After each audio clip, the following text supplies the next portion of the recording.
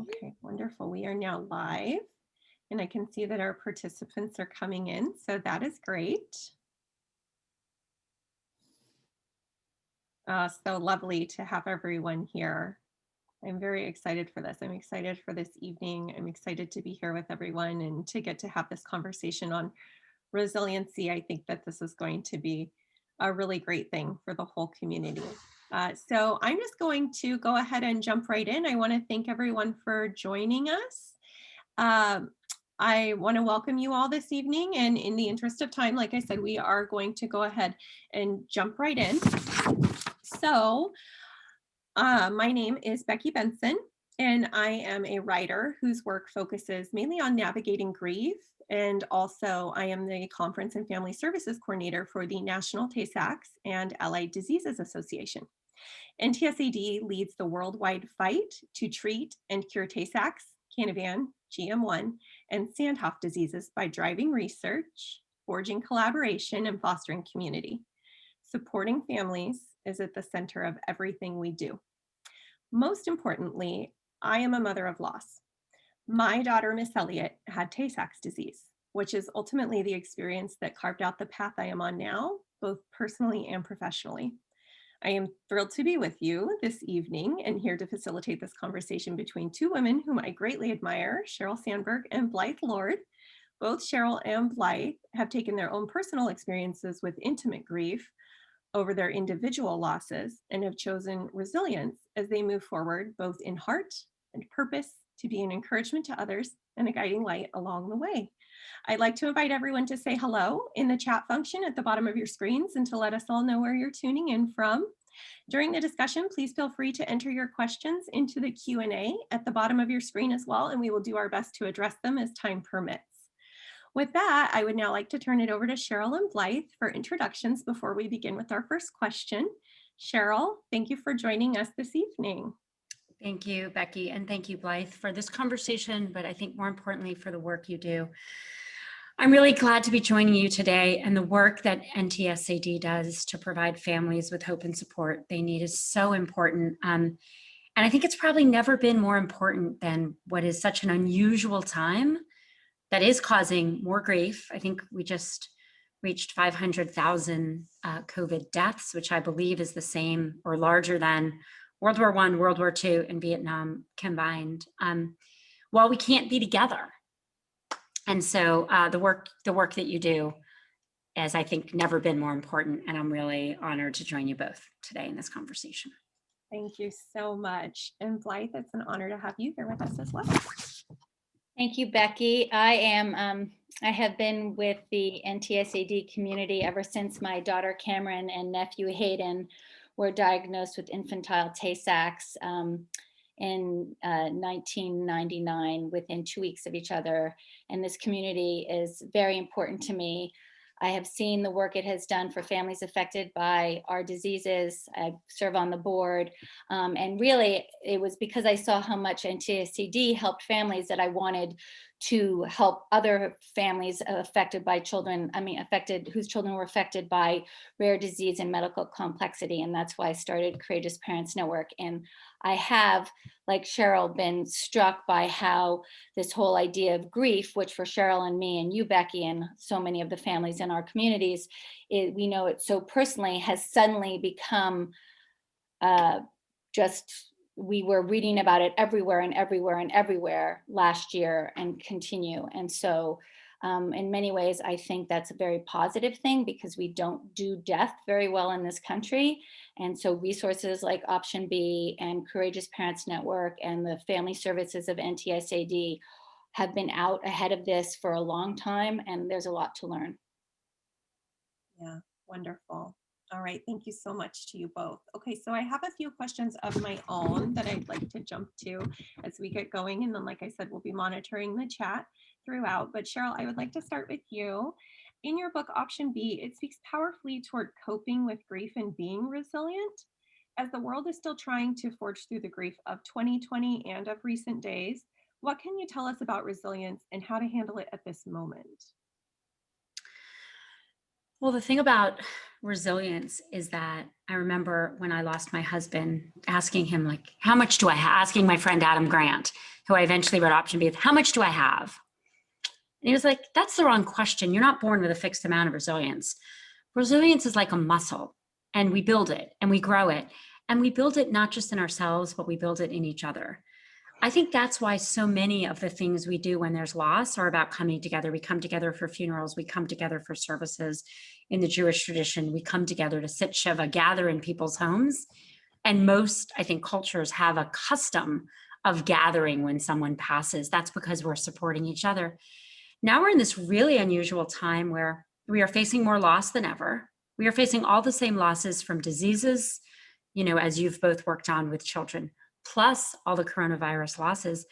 But the coronavirus itself is often keeping us apart in the time we most need to be together. One of my childhood friends, her father passed away. The funeral's tomorrow, and I'm not going because they're not inviting people, because they're having a very, very small group. They don't want their funeral to become something that gets people sick. And so we most need our form of gathering that we've always had. We most need to build resilience in each other at a time when we are unlikely and unable to get together in person. And that means that the things we do to support each other are even more important.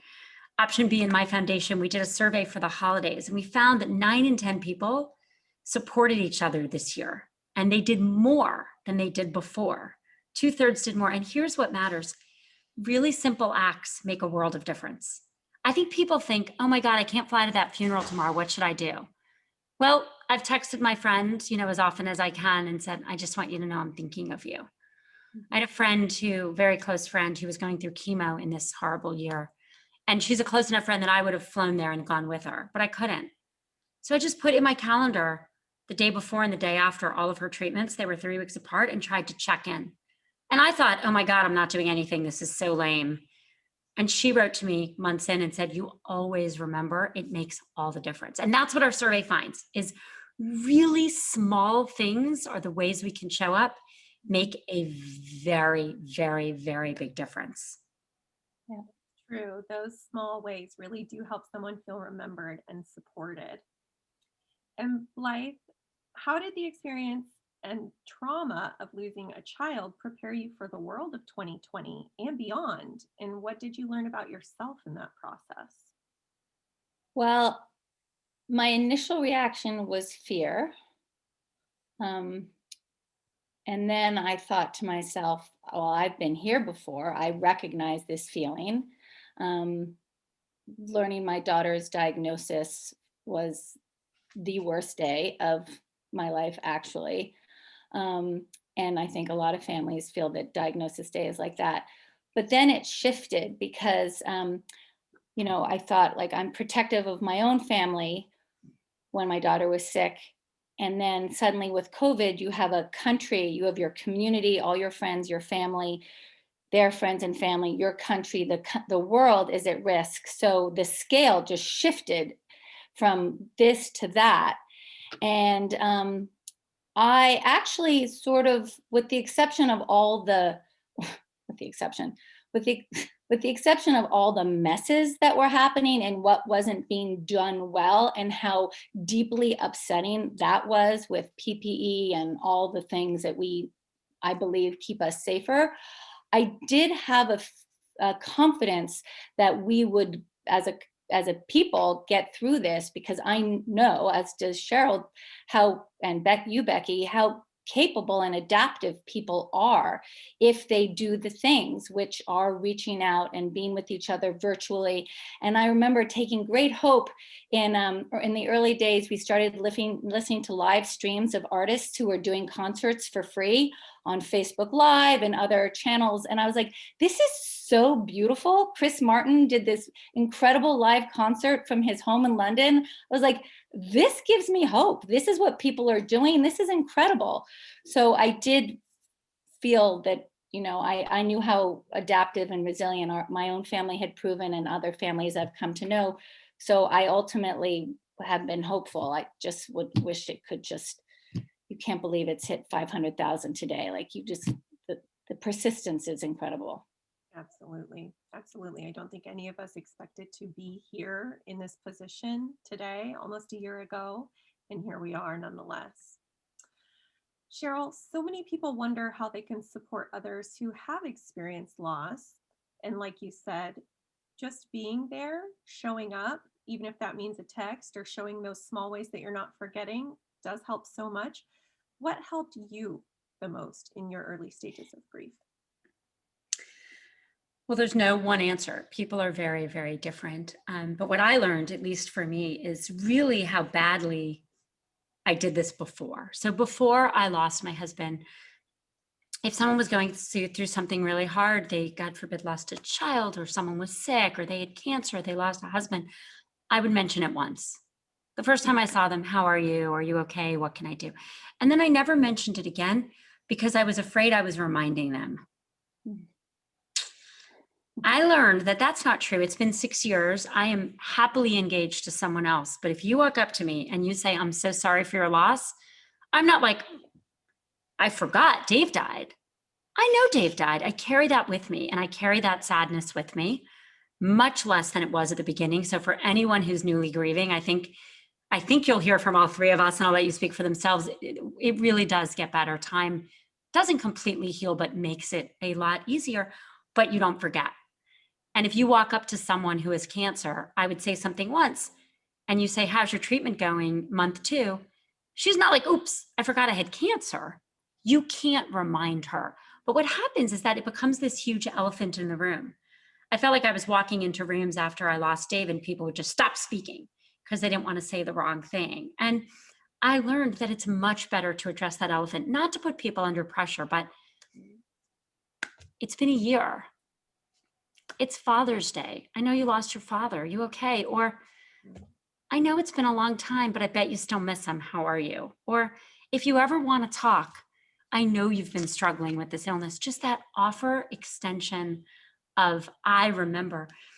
I think I also experienced, and again, you both should share if you did that, people are much more active in the beginning.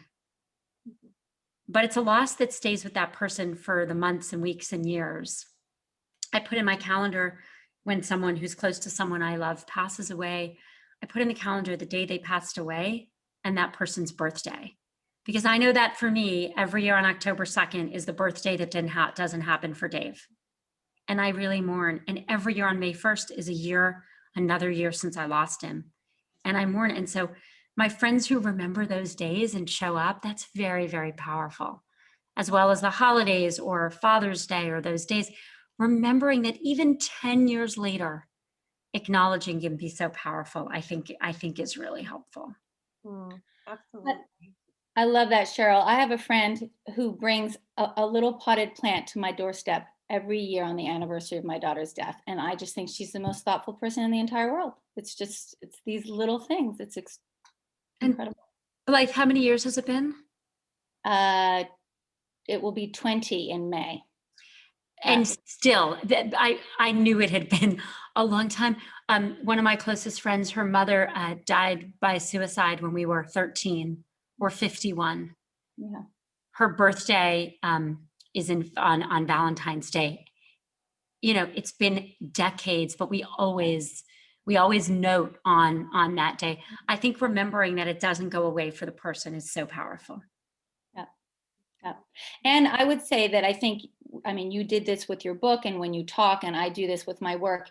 I think we, and Becky does this too, there is an opportunity, and one could say obligation, to help people remember to remember by talking about our loved ones, by talking, and reminding them that you want to say their name and that you want to hear them say the name. And I have the quick story. A member of the NTSAD community told me once that her child had died, that when she goes to Starbucks and she orders a special drink, and when they ask for her name, so when they call her, she gives the name of her child who has died, so that she hears the barista say her child's name, which I just think is a beautiful thing. Well, you're making such an important point. I want to talk about Dave. I want to remember him. I want my children to know who he was. They were 7 and 10 when he passed away. And so I think a lot of people, again, think bringing up the memory of someone we've lost is painful. And it is, but in my experience, it's mostly good. that Yeah. we want those people remembered and celebrated. I agree. I feel the same way. For my family and friends, please say my daughter's name. Of course, I want to hear it. I want to speak about my daughter like anyone wants to speak about their daughter or son. Yeah. Like you want to speak about your husband. He existed, and that was an important part of your life and always will be. It's so true. Blythe, as you seek to help others through Courageous Parents Network, what do you draw from your own grief experience that helped you, and specifically through your experiences with anticipatory grief? Yes, so with our families in our community, in the National Tay-Sachs community and Courageous Parents Network community, we're working with families whose children are living with serious illness, and they're anticipating either the certainty or the likelihood that their child will die. So that's what we mean by anticipatory grief. And I actually think that anticipatory grief can be a superpower. And what I mean by that is, and bear with me, I am a huge fan of the Avengers series and all the Marvel movies. And I recently read an article about Stan Lee. And it reminded me that each of the superheroes, with the exception of Thor and the Black Panther, who are basically gods. Most of those superheroes get their power from something that is wrong with them. And I think that when you're faced with something like a life-limiting illness in your child, and you get the resources and tools that you need to get through and survive, you can actually thrive. At the memorial service for a beautiful little girl that we have come to love dearly, who's also in the Tay-Sachs and CPN community, they played the song from Wicked, the song For Good. And I think this lyric just sums it up so well. Who can say if I have been changed for the better, but because I knew you, I have been changed for good. And I love that because I think it's Cheryl, Becky, and I, we know that there is this thing, transformation and post-traumatic transformation and growth. And I believe in it, and it has proven to be true, but that might be a hard pill for somebody who's in it to swallow. But I feel like that little lyric is actually sums it up. Sorry. Yeah. I put that lyric in option B. I mean, yeah, it's very, very powerful. Oh, I forgot that. So I just want to itemize the other things that really helped, I think, for us, and this is what comes through with CPN, is community. We did it with my brother and sister-in-law. NTSAD is a community. We had amazing grief counseling from diagnosis onwards, and we had palliative care. And palliative care is not hospice, it's not end of life. It can begin at diagnosis, and it was just made all the difference in the world. And I think those are some of the critical ingredients. And also in terms of the anticipatory grief piece, my husband helped us come up with this notion that my daughter would have a full life. He called it Cameron's Arc. It certainly had a beginning, and then we learned that it would have it would be a short arc, but he said it will have a middle, and then it will have an end, and we will give her the best arc she can possibly have.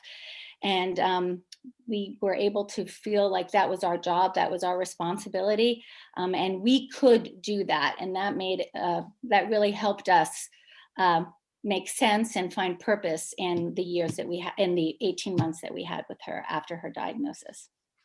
Mm-hmm. That sense of purpose is so important, especially when you're in the midst of it. And like you said, Blythe, especially living with that anticipatory knowledge. And then Cheryl, as you introduce us to an option B, the idea of post-traumatic growth, like as Blythe mentioned, even if that's not something that we can recognize in that moment, we're still moving through these situations, whether we, have chosen to be in them or they've been, landed upon us. Can you explain what that is and how it helped you after loss? And how do you think we might see growth in ourselves as we sort of bounce forward after loss? So it's such an important question. If we had a live audience in front of us, I would ask, how many people here have heard of PTSD? And every hand would go up. And then I would say, and PTSD is very serious, something we need to do a better job with. We need to understand what it is. But then if I said, how many people have heard of post-traumatic growth? No hands would go up, except maybe the two people or one who's read my book.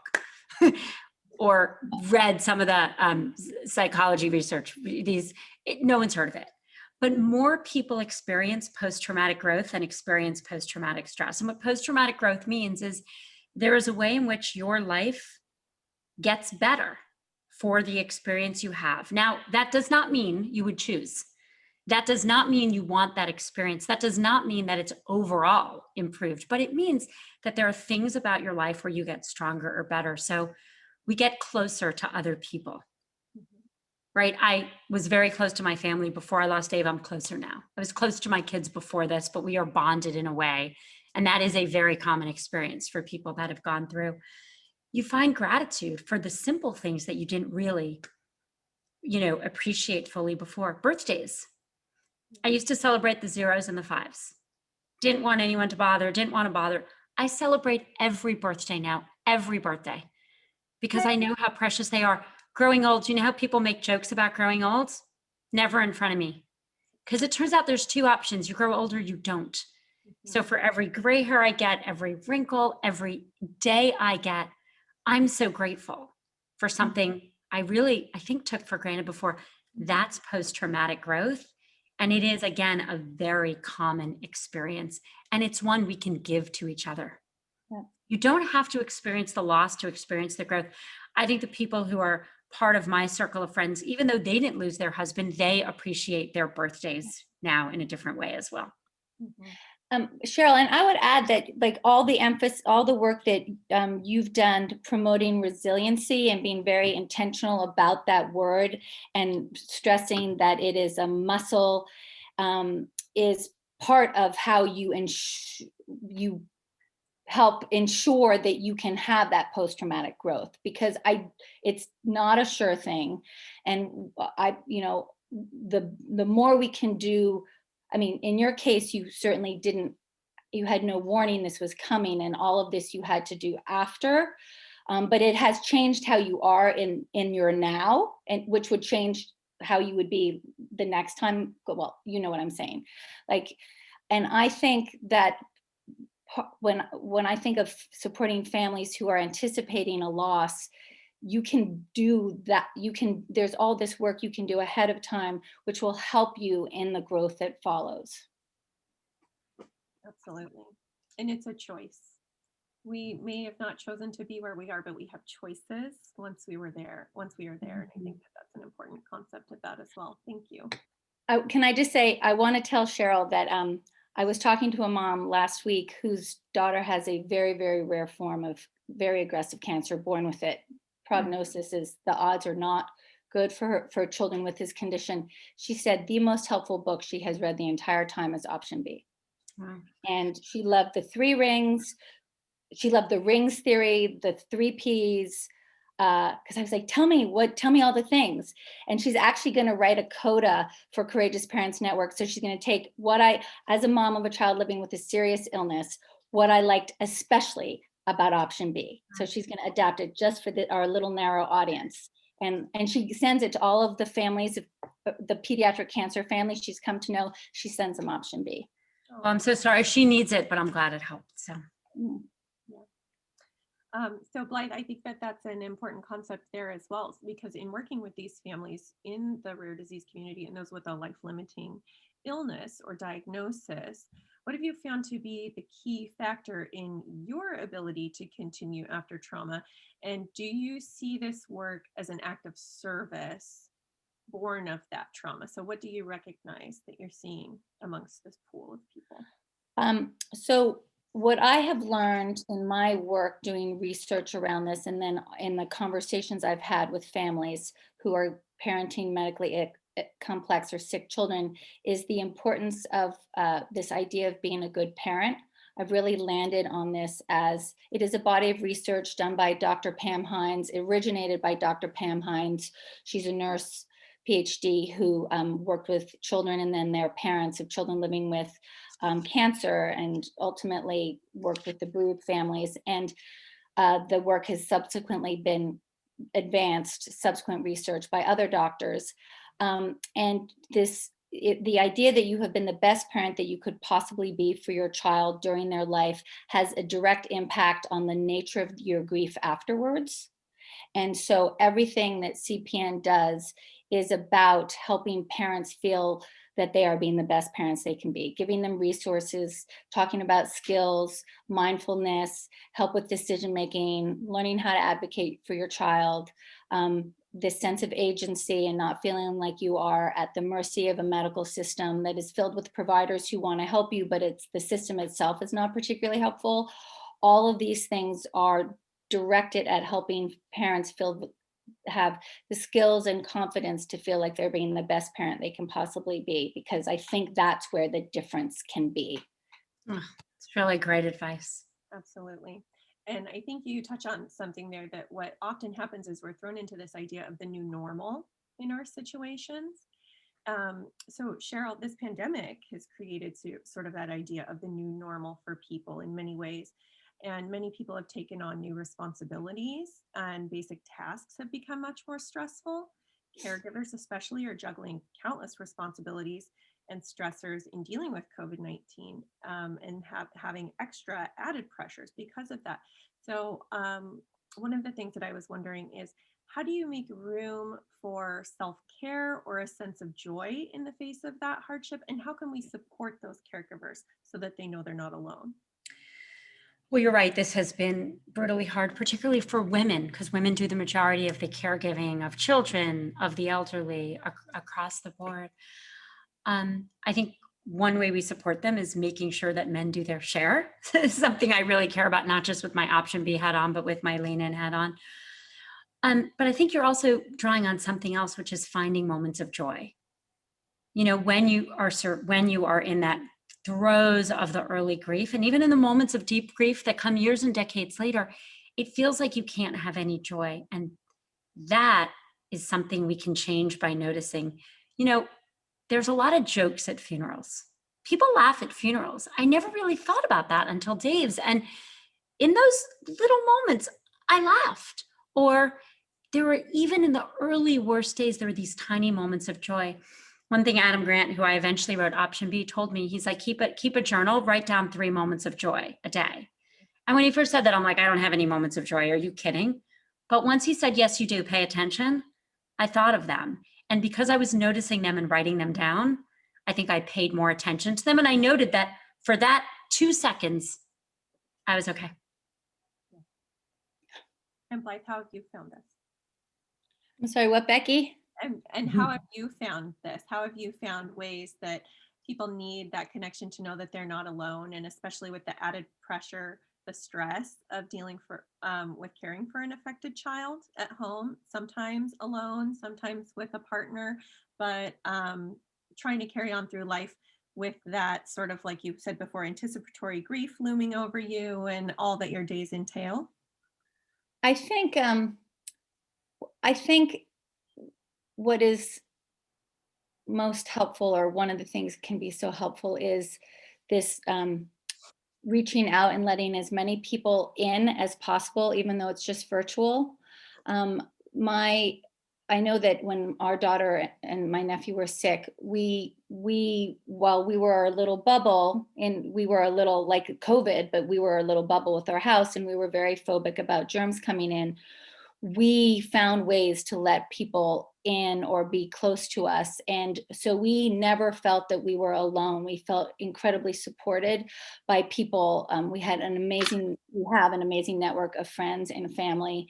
And so while we were focused on our 2 daughters at the time, and then at the very end, there were 3, we were focused down, and other people were helping us be up. And I think that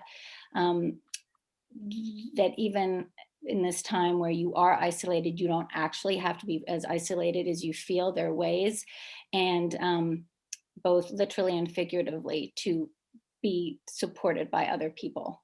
Let them help you, help yourself. It's really, really true and really beautiful. Absolutely. In the end, it's always about connection to others, isn't it? The isolation, unfortunately, just dealing with these positions that we've been thrown into, often they do feel so isolating, and we don't want to be there alone. No one ever does. So those are really important ways to combat that and to help someone and to help a grieving person and to help someone who is dealing with complicated situations. So, Can I say one more thing, Becky? I know we're going to, but Cheryl talks a lot about journaling.